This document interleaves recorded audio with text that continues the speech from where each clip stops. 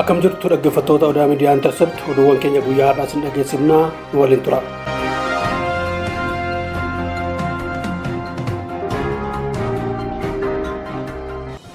Bulchiinsa magaalaa Naqamteetti miseensota ABO shanee uummata saamaa turan eeruu uummataan to'annaa seeraa jala oolaniiru.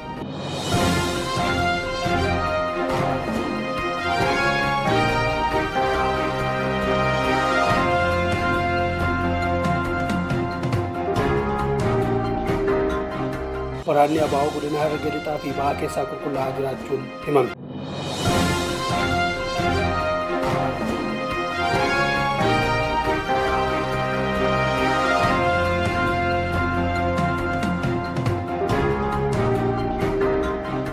Miseensonni waraana ABO 17 godina Shawaa Kibba Lixaatti harkaaf harkatti qabaman jedhame.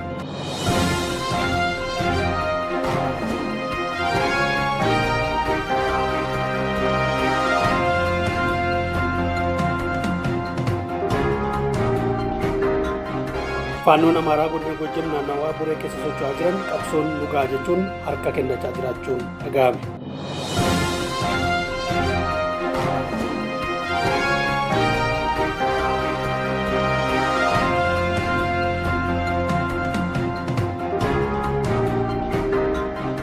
Uummanni Walloo Kaabaa fi Walloo Kibbaa faannoon bosona jiru uummata dararuu malee qabsoo uummata Amaaraa bakka hin bu'u jedhan.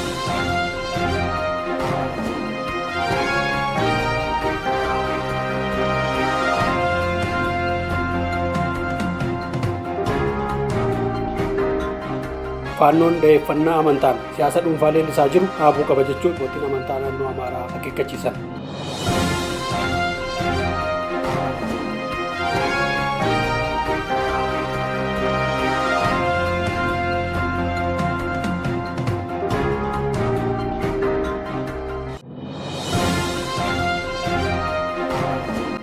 Egaa dhaggeeffattoota keenya amma oduu bal'inaan isin dhageessuuf dabarraa fi waliin turaan affeerraa keenya.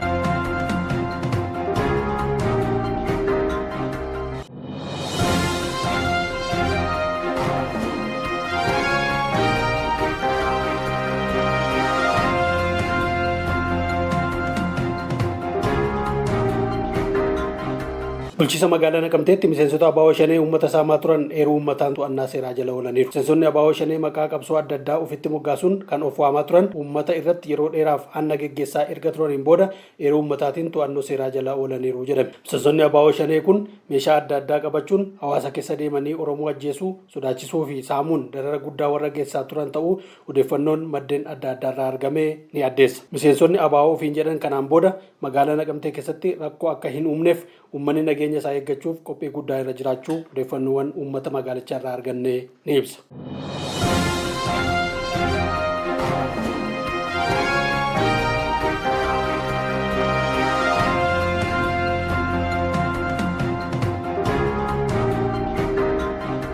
Waraanni ABO godina Harargee lixaa fi bahaa keessaa qulqullaa'aa jiraachuun himame. Waraanni ABO godina Harargee lamaan keessa socho'aa turan dhabamsiifamaa jiraachuu uummanni godinoota kanaa odeeffannoo nuuf kennaniiru. Waraanni ABO qabsoo bilisummaa uummata Oromoo maqaa dha'achuun bosona keessa socho'u sakatta'insa cimaa raayyaa ittisa biyyaa fudhachaa jiruun barbadaa'uu isaanii ragaan uummatarraa bahee ni mul'isa. Tarkaanfii raayyaan ittisa biyyaa waraana ABO irratti fudhachaa jiru uummanni onnee guutuun deeggaraa jiraachuus namoonni bilbilaan dubbifne tokko tokko nutti himaniiru. Tarkaanfiin fudhatamaa jiru kun haala kanaan yoo itti fufe yeroo dhiyootti waraanni ABO godina Harargee lamaan keessaa guutumaa guutuutti gadhiisanii ba'uuf akka dirqaman uummanni ija isaaniitiin argan odeeffannoo ni kennaa jiru.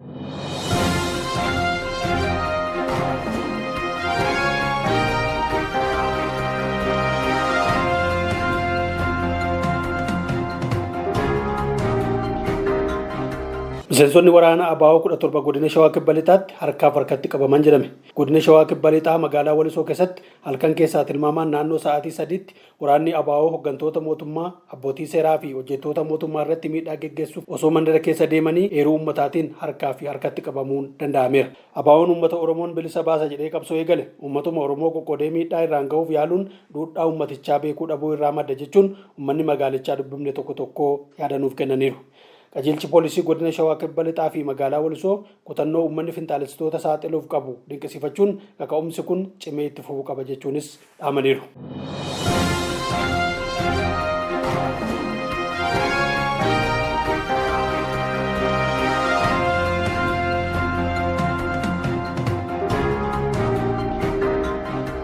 Faannoon Amaaraa godina Gojjam naannawaa Boree keessa socho'aa jiran qabsoon dhugaa jechuun harka kennachaa jiraachuun dhaga'ame.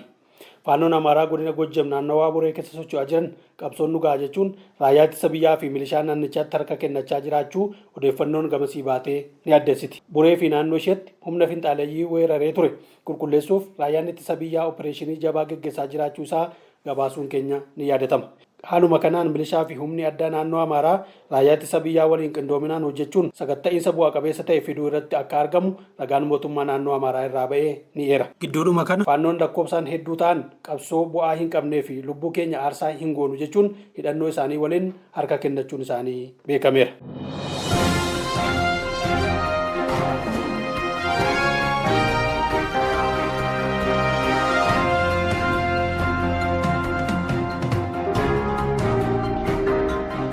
Uummanni Walloo Kaabaa fi Walloo Kibbaa faannoon bosona jiru uummata dararuuf malee qabsoo uummata Amaaraa bakka hin bu'u jedhan. Torbee kana uummanni magaalaa Dassee fi naannawaa isheetti argaman walgahii uummataa irratti hirmaataa turan faannoon bosona jiru nageenyummaa keenyaaf baay'ee sodaachisaadha jechuun dubbatan.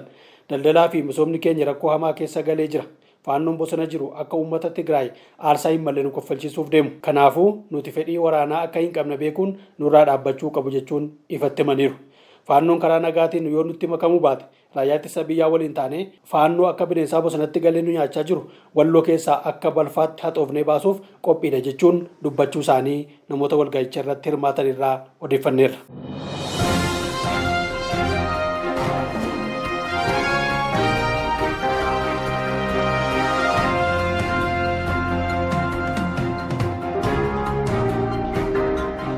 Faannoon daa'effannaa amantaan siyaasa dhuunfaa leellisaa jiru dhaabbachuu qaba jechuun abbootiin amantaa naannoo Amaaraa akeekkachiisan. Qabsaa'onni naannoo Amaaraa keessa socho'aa jiran kaayyoo isaanii galmaan gaachuuf jecha sirna faarfannaa fakkeessuun siyaasa dhuunfaa isaanii gaggeessaa jiran dhaabbachuu akka qabu abbootiin amantaa naannoo Amaaraa akeekkachiisan.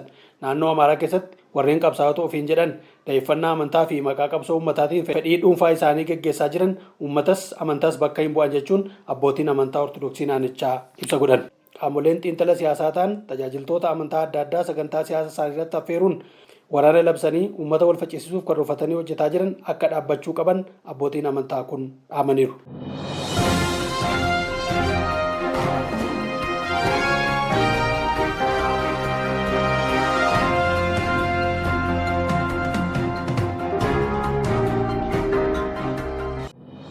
Dhaggeeffattoota keenya oduun keenya guyyaa har'aa kanuma ture. Odaa miidiyaa Intercept like subscribe gochuu hin dagatinaa isiniin jenna. Guyyaa boruu oduuwwan biroo qabannee kan walitti dhiyaannu ta'a. Nagaan nu turaa isiniin jenna.